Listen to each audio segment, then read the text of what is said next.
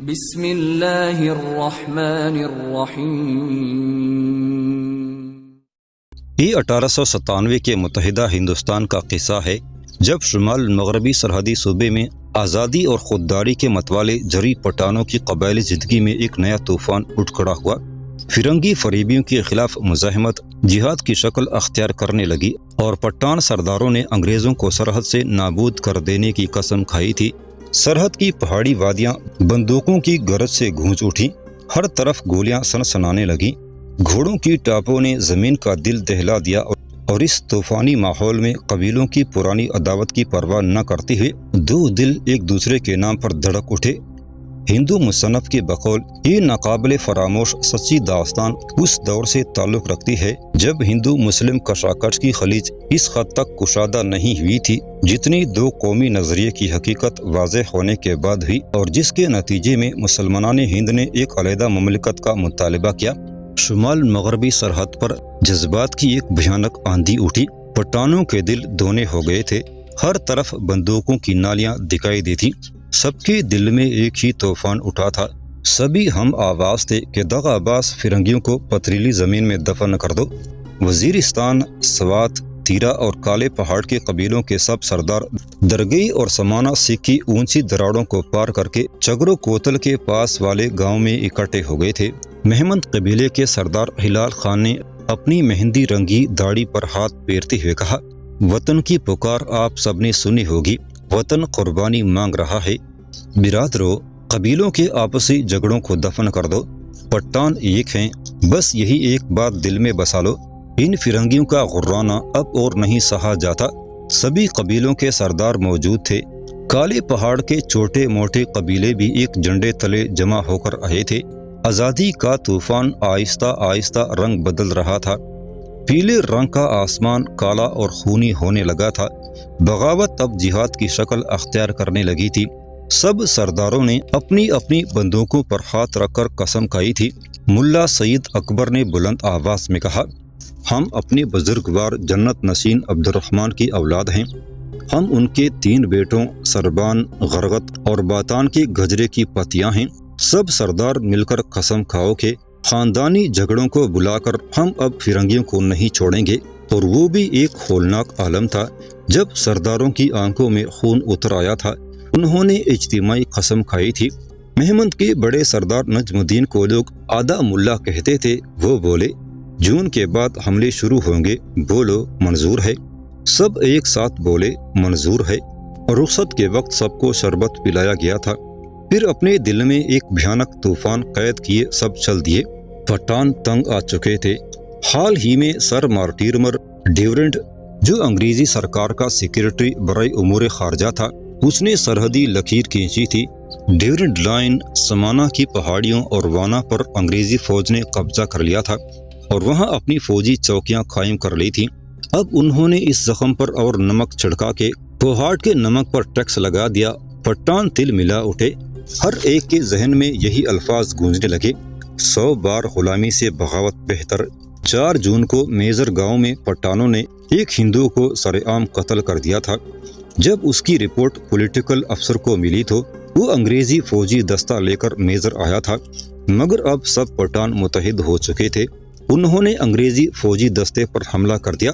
Political افسر اپنے کچھ سپاہیوں کے ساتھ باکر داخل آ گیا، لیکن انگریزی فوجی دستے کا خاتمہ ہو چکا تھا۔ اس کے بعد چاروں طرف جہاد کی بسم اللہ ہو گئی۔ سوات میں سید اللہ خان نے لندکئی گاؤں سے کچھ نوجوانوں کو ساتھ لیا۔ سید اللہ خان کو بھی ملا مستان کہا جاتا تھا۔ دیکھتے دیکھتے ملا مستان کی سرکردگی میں 12,000 پٹھانوں نے مالاکنڈ اور 8,000 پٹھانوں نے چک درے پر حملہ کر دیا، مگر انگریز غافل نہیں تھے، وہ اونچائی پر قلعہ بندی کیے بیٹھے تھے۔ ملا مستان کے 3,000 پٹھان مارے گئے، مگر ان کی آندھی نے انگریزوں کو ہلا کر رکھ دیا تھا۔ ادھر مہمند قبیلے کے بڑے سردار نجم الدین آدھا ملا نے اپنے قبیلے کے 5,000 چنیدہ نوجوانوں کو ساتھ لے کر پشاور کی گھاٹی پر چڑھائی کر دی۔ ہندوؤں کے گاؤں شکر گڑھ اور شب قادر کی چوٹی پر قبضہ کر لیا۔ انگریزی فوج نے بمشکل مہمندوں کو وہاں سے ہٹایا۔ سب سے زبردست جہاد ملا سید اکبر کی زیر سرکردگی ہوا۔ ملا آقا خیل کے افریدی تھے، سبھی افریدی قبیلے اور ارکزئی قبائل تیرا کی جانب سے گھسے۔ ان کی تعداد لگ بھگ 15,000 تھی۔ انگریزوں کی خیبر رائفل پلٹن نے خیبر درے کی چوکیاں سنبھال کر رکھی تھیں۔ افریدی اور ارکزئی قبیلوں نے سمانہ پر دھاوا بولا۔ انہوں نے درے خیبر کی سبھی چوکیاں چھین لیں۔ شنواری پولیس چوکی جو کہ میران زئی علاقے میں تھی وہ بھی ہتھیا لی اور ہنگو کی طرف اپنا دباؤ بڑھانے لگے۔ فورٹ لوک ہارٹ اور فورٹ گو اگزی بھی لرز اٹھے۔ پٹھانوں کی خوفناک آندھی نے انگریزوں کو متزلزل تو کر دیا مگر انہیں اکھاڑ نہ پائے۔ انگریزوں کا نقصان بھی بے حد ہوا اور بےزتی بھی ہوئی، لیکن وہ جلد ہی سنبھل گئے۔ پٹھانوں کے اس زبردست حملے کا جواب شروع ہوا۔ 7,000 سپاہیوں پر مشتمل 2 بریگیڈ دتا خیل پہنچ گئے۔ مدا خیل کے پٹھانوں کو نرغے میں لے لیا گیا۔ ان کے 17 رنگ لیڈر گرفتار کر لیے گئے اور جرمانہ بھی عائد کیا گیا۔ میجر گاؤں والوں پر بھاری جرمانہ لگایا گیا۔ سوات میں انگریز فوج چاملہ اور اتمان خیل کے علاقوں میں گھس گئی اور بھاری جرمانے وصول کیے۔ بنیر میں گھس کر کدو خیل اور گدور کے یوسفزئی قبیلوں سے بھی تاوان وصول کیا گیا۔ ملا مستان کو ملک بدر کر کے دیر اور سوات سے باہر کر دیا گیا۔ یہ کام مالاکنڈ فیلڈ فورس نے انجام دیا۔ یہ فورس 3 بریگیڈوں، ڈویژن کے ایک حصے اور 10,000 گوروں پر مشتمل تھی۔ مہمند قبیلے پر 2 بریگیڈوں نے حملہ کیا۔ عنایت قلعے کا صفایا کر دیا گیا اور آدھا ملا افغانستان سے بھاگ گیا۔ چھینے ہوئے ہتھیار واپس لیے گئے اور جرمانہ بھی وصول کیا گیا۔ سب سے بڑا انگریزی حملہ تیرا پر ہوا۔ میران زئی کے راستے شنواری کے اوپر جنرل لوک ہارٹ 2 ڈویژن فوج لے کر گیا۔ درگئی پر گمسان کا رن پڑا۔ فوجیں میدان اور باڑہ میں گھس گئیں۔ پٹھان بڑی بہادری سے لڑے۔ ارکزئی نے ہتھیار ڈال دیے مگر افریدی سینہ تانے کھڑے رہے۔ دسمبر 1899 ہی میں انگریز پھر سے خیبر کی چوکیاں لے پائے۔ یہ محاصرہ جنرل لوک ہارٹ نے 30,000 فوجیوں کو ساتھ لے کر کیا تھا۔ پھر وہ پرملال دن بھی آیا جب ملک دین خیل، آقا خیل، کمرائی خیل اور کئی سردار سر ولیم لوک ہارٹ اور سر رچرڈ اڑنے کے آگے سر جھکانے پر مجبور ہو گئے۔ انہوں نے انگریزوں کے آگے 800 چینی ہوئی رائفلوں، ڈھیر سارے سامان اور 50,000 روپیوں کا انبار لگا دیا۔ جس شدت سے پٹھانوں کے جذبات کی آندھی اٹھی تھی اس سے لوگوں کو امید ہونے لگی تھی کہ شاید اب غلامی کی زنجیریں ٹوٹ جائیں گی، مگر افسوس کہ پٹھان بہادر اور محب وطن تو بلا شک تھے، جنگی چالوں سے نہ بلد تھے۔ طوفان کے بعد ایک عجیب خاموشی سرحد پر طاری ہو گئی۔ ماحول پر موت سے بھی گہرا سناٹا چھا گیا۔ دلوں میں بھڑکتی آگ اب فقط ایک دبی ہوئی چنگاری ہو کر رہ گئی تھی۔ پٹھان ہار گئے تھے مگر انہوں نے شکست کو دل سے تسلیم نہیں کیا تھا۔ بغاوت کا جذبہ نا امیدی کی راکھ تلے دب گیا تھا مگر اس کی حدت ابھی تک قائم تھی۔ اس کے بعد سبھی قبیلے اپنے اپنے علاقوں میں لوٹ گئے۔ ٹھنڈی آہیں بھرتے ہوئے وہ اپنی پرانی بندوقوں کو دیکھتے اور کبھی کبھی ان کی آنکھوں میں آنسو بھی تیرنے لگتے۔ انہوں نے یہ محسوس کر لیا تھا کہ چھپ چھپا کر لڑنا ہی ان کا شیوا ہے۔ جم کر مورچہ بندی کرنا اور محاصرے جھیلنا ان کے بس کی بات نہیں۔ وہ لڑائی کی آنکھ مچولی تو خوب کھیل سکتے تھے لیکن میدان جنگ میں جم کر شطرنج کھیلنا نہیں جانتے تھے۔ اب کیا ہو، کیا دم سادھ لیں؟ وہ سوچتے، نہیں، اگر ہم دم سادھ لیں گے تو انگریز سمجھیں گے کہ پٹھان قوم کی ترقی تمام ہو گئی اور پھر وہ ان کے گاؤں اور قصبوں میں مداخلت کاری کریں گے۔ اس لیے اکا دکا لوٹ مار کرنا ضروری ہے۔ انگریزوں کو چین نہیں لینے دینا، انگریزوں کو چین نہیں لینے دینا ورنہ ان کے قبیلوں کا چین ہمیشہ کے لیے چھن جائے گا۔ جدوجہد جاری رہے گی۔ سبھی قبیلوں نے یہ طے کر لیا تھا۔ ہاں، یہ بات الگ تھی کہ قبیلوں کی آپس کی پرانی دشمنیاں اپنی جگہ پر قائم تھی۔ دشمنی پٹھانوں کے لیے اپنے بزرگواروں کی یاد اور ایک مقدس امانت ہے، وہ بھلا کیسے بھلائی جا سکتی ہے؟ حال ہی کی اس آندھی کے بعد نئی دشمنی بھی بنی۔ درگئی کی لڑائی کے بعد ارکزئی قبیلوں نے ہتھیار ڈال دیے تھے مگر یوسفزئی ہمت باندھے انگریزوں کے چکے چھڑاتے رہے۔ ارکزئی کے علاقے کی طرف یوسفزئی کے سردار نے تھوک کر کہا، ہجڑے کہیں کے۔ ارکزئی کا سردار تل ملا اٹھا۔ اس نے چیخ کر جواب دیا، بہادری اور عقلمندی الگ الگ چیزیں ہیں گلاب خانم۔ تم اونچائی پر بیٹھے تھے، ہم نیچے درے کے پاس تھے، پھر کہاں 2,000 ارکزئی اور کہاں 30,000 انگریز فوج۔ اگر ہم ہتھیار نہ ڈالتے تو قبیلے میں سوائے بیواؤں کے کوئی نہ بچتا۔ یوسفزئی کے سردار گلاب خان نے پھر سے زمین پر تھوکا۔ اس بار سردار ترے خان نے سردار گلاب خان کے پاؤں کے پاس گولی داغ دی، ٹھیک اسی جگہ جہاں تھوکا گیا تھا۔ اورکزئی اور یوسفزئی قبیلوں میں دشمنی کا بیج اسی دن پھوٹ پڑا۔ اب وہ دو دشمنوں کو مانتے تھے۔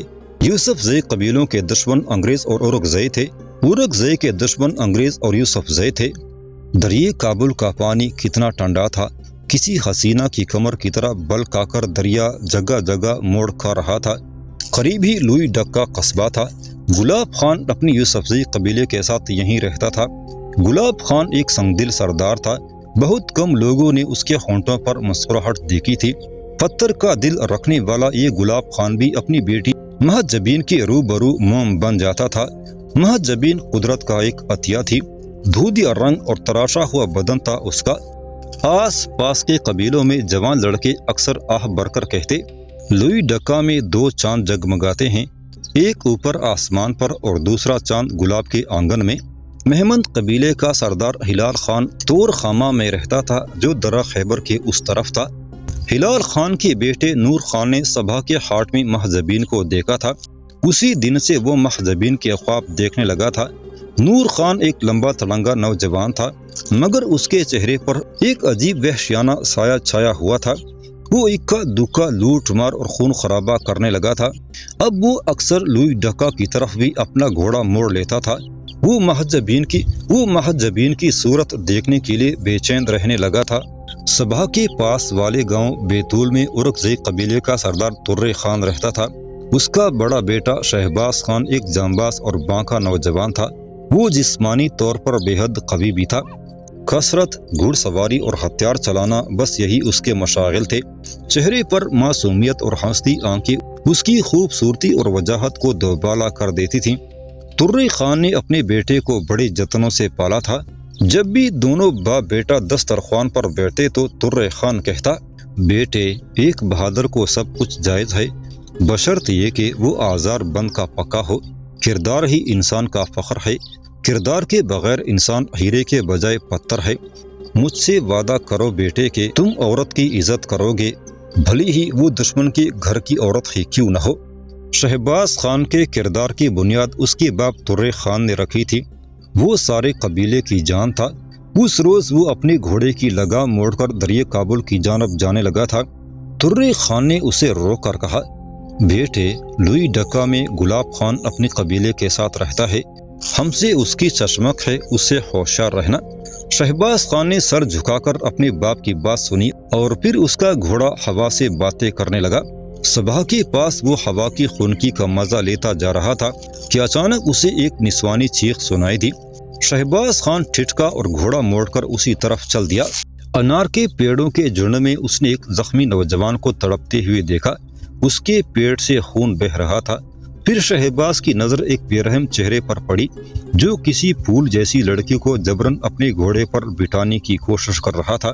شہباز نے گھوڑے کو ایڑ لگائی اور پاس آ کر للکارا، ٹھہرو۔ بے رحم چہرے والا نوجوان پٹھان ایسا لگتا تھا جیسے لوہے کا بنا ہو۔ وہ نور خان تھا، مہمند قبیلے کے سردار ہلال خان کا بیٹا۔ نور خان نے شہباز کی طرف قہر آلود نظروں سے دیکھا۔ میرے راستے سے ہٹ جا اور مجھے اپنی عورت لے جانے دے، ورنہ تیری ماں کی گود سونی ہو جائے گی۔ جواب میں شہباز نے ہنس کر کہا، یہ تمہاری غلط فہمی ہے خانم، تم پٹھان ہو کر ایک لڑکی پر اپنی طاقت آزما رہے ہو۔ بولو، تم کس خوش نصیب قبیلے کا فخر ہو خانہ؟ نور خان لہجے کا طنز محسوس کر کے تل ملا اٹھا۔ وہ جھٹکے سے اترا اور تلوار نیام سے کھینچ کر بولا، اپنی قبیلے کا نام میں اپنی تلوار سے تیرے سینے پر لکھوں گا۔ چیتے جیسی پھرتی سے نور خان شہباز پر ٹوٹ پڑا۔ مہجبین کی کرتی پٹ چکی تھی، وہ خوف کے مارے کانپ رہی تھی۔ اس نے نور خان کی تلوار کا جوہر ابھی ابھی اپنے بھائی گلفام پر دیکھا تھا۔ نور خان نے گلفام کو 2 منٹ میں ناکام کر دیا تھا۔ بھائی کو بے بس کر کے ہی نور خان اس کی بہن مہجبین کو اٹھائے لے جا رہا تھا۔ شہباز نے نور خان کے وار کو ناکام بنا دیا۔ بجلی کی طرح وہ ایک دوسرے پر ٹوٹتے رہے۔ سب سے پہلے نور خان ہی کی تلوار نے شہباز کے بائیں بازو پر چرکا لگایا تھا۔ خون دے کر شہباز بھی آگ بگولا ہو گیا۔ جیسے چیل گوشت پر جپٹتی ہے، وہ نور خان پر ٹوٹ پڑا۔ پہلے ہی وار میں نور خان کا کندھا خون سے تر ہو گیا۔ शहबाज उस पर हावी होने लगा और दूसरे वार में उसने नूर खान की कला और पगड़ी काट गिराई। एक भरपूर वार उसने नूर खान की हाथ में पकड़ी हुई तलवार पर किया। नूर खान के हाथ से तलवार झिनझिनाकर 10 गज दूर जा पड़ी। निहत्ता नूर खान डर के मारे कांपने लगा। मैं निहत्ते पर वार नहीं करता नूर खान, शहबाज बोला। इस लड़की के आगे घुटने टेक कर माफी मांगो। यकीन रखो मैं अपनी कबीले का नाम अपनी तलवार से तुम्हारी छाती पर नहीं लिखूंगा। नूर खान सहमा हुआ शहबाज को देखता रहा। शहबाज हंसा और फिर अपनी तलवार जमीन पर फेंकते हुए कहा, लो अब तो खुश हो, इस लड़की से माफी मांगो। तलवार जमीन पर गिरते ही नूर खान शहबाज के ऊपर झपटा, मगर शहबाज गाफिल नहीं था। उसने नूर खान को लपेटकर कला जंग का दाव मारा। नूर खान एक बोरी की तरह दूर जा पड़ा। उसे आधा मिनट उठने में लगा। वक्त जाया मत करो नूर खान, शहबाज सख्त आवाज में बोला। तुमने अब देर की तो मुझे तैश आ जाएगा। नूर खान आंखें फाड़कर शहबाज की तरफ देखता रहा, मगर वो भीगी बिल्ली सा बना हुआ आगे बढ़ा और महजबीन के आगे घुटने टेक कर माफी मांगी। हाँ अब ठीक है, शहबाज ने कहा, जाओ अब दफा हो जाओ। नूर खान आंखों से खून बरसाता हुआ अपने घोड़े पर बैठा और चल दिया। महजबीन को शहबाज कोई फरिश्ता महसूस हुआ। शहबाज ने उसकी इज्जत पामाल होने से बचा ली थी और उसके लिए ढाल बन गया था। एक जवान उधर घायल पड़ा है, शहबाज ने महजबीन को बताया। वो मेरा भाई है। महजबीन जल्दी से बोल उठी। तो फिर चलो, देर मत करो, शहबाज बोला और फिर महजबीन को घोड़े पर बिठाकर उधर चल पड़ा जहां महजबीन का भाई गुलफाम जख्मी पड़ा था। महजबीन अपने भाई की ये हालत देखकर रो पड़ी। शहबाज ने उतरकर गुलफाम की नब्ज देखी और फिर कहा, घबराने की कोई जरूरत नहीं है, चलो इसे लेकर यहाँ से चल दें, तुम घोड़ा चला लेती हो। महजबीन अपनी बड़ी बड़ी बादामी आंखों को चपक कर बोली, हाँ तो तुम अपने भाई के घोड़े पर चलो, मैं तुम्हारे भाई को अपने घोड़े पर संभाल कर चलता हूँ। फिर शहबाज ने अपनी चागुल से गुलफाम को पानी पिलाया। इसके बाद खून में लथपथ गुलफाम को बड़ी एहतियात से शहबाज ने अपने घोड़े पर बिठाया। आगे आगे महजबीन का घोड़ा चल रहा था। जब लुई ढक्का की सरहद आई तो शहबाज ने पूछा, तुम्हारा कबीला किधर है बानो? उधर है लुई ढक्का में, महजबीन ने जवाब दिया। शहबाज यकदम ठिठका। उसने सोचा, लुई ढक्का में तो हमारे दुश्मन रहते हैं, यही तो मेरे बाप ने कहा था। फिर न जाने क्या सोचकर वो चुपचाप चलता रहा। लुई ढक्का में घुसते ही सबने महजबीन और पीछे घोड़े पर घायल गुलफाम को शहबाज के साथ देखा और आपस में सरगोशियां करने लगे। जब महजबीन अपने घर पहुंची तो उसका बाप गुलाब खान 3-4 आदमियों के साथ बेटा हुक्का पी रहा था। बेटी और जख्मी बेटे को देखकर वो सख्ते में आ गया। इससे पहले कि वो कुछ पूछता, महजबीन बोल उठी, ये हमारे मेहमान हैं, इन्होंने मुझे एक दरिंदे से बचाया और गुलफाम भाई को भी बचाकर हमारी दहलीज पर ले आया है। गुलाब खान और उसके साथियों ने गुलफाम को घोड़े से नीचे उतारा। फिर सब मिलकर उसके खून में लथपथ कपड़ों को उतारने लगे ताकि मालूम हो कि जख्म कहाँ आया है और उसकी नौइयत क्या है। आनन फानन हकीम सैयद आल इमाम को भी बुला लिया गया। घाव गहरा नहीं था, फिर भी घाव तो घाव ही होता है। शहबाज को गुलाब खान ने गले से लगा लिया और कहा, मैं तुम्हारा एहसान मंद हूँ बेटे, क्या नाम है तुम्हारा? तान का बेटा हूँ आका, आप एहसान मानने के बजाय मुझे दुआ दीजिए, शहबाज मुस्कुराकर बोला। गुलाब खान जवाब सुनकर खुश हो गया।